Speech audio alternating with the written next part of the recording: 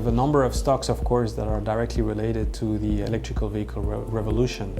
Valeo, for example, which is a French company, not necessarily known by most investors, but a very good company that has been investing very strongly lately in R&D, particularly to develop the autonomous aspects, the AI, artificial intelligence aspects of the vehicles of tomorrow.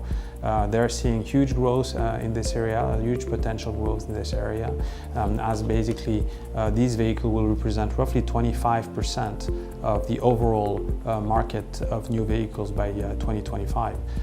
So this is an area where we think R&D is very important, technology is extremely crucial, and Valeo is one of the top leaders in this field.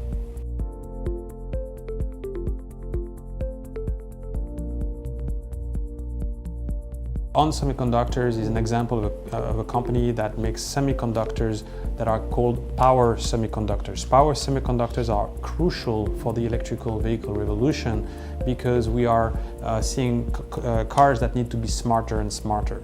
So it doesn't work anymore to have just a car that is purely mechanical and that drives on its own. You need basically an intelligence, you need a computer system integrated within the car, and you also need a system that manages the power in a smart manner, in an energy efficient manner.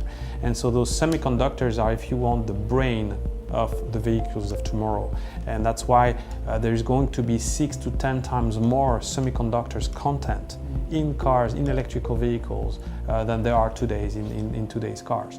So there's huge compounding growth. So the growth of OnSemis, for example, and any power semiconductors type companies is typically the compounding effect of the growth of the vehicle market plus that of the 6 to 10 times growth of semiconductors content within each car. So a very strong growth potential for companies such as those in the portfolio.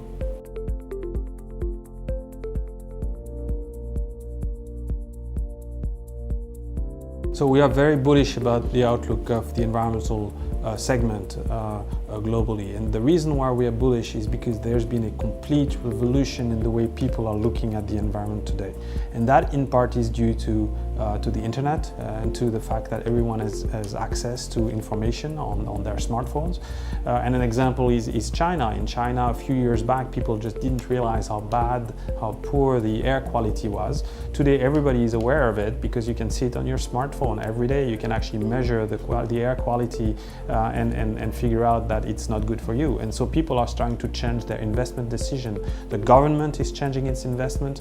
The private companies are changing the investment. There used to be in 2000 0 patents, environmental patents that were put out by companies in China. Today there's 5,000 every year environmental patents that are being published by China. And so this is a reflection of the fact that the private sector, the government, the consumer is aware of environmental issues and changing its investment patterns. And we think that companies that provide environmental solution to these issues will basically benefit very strongly from this trend.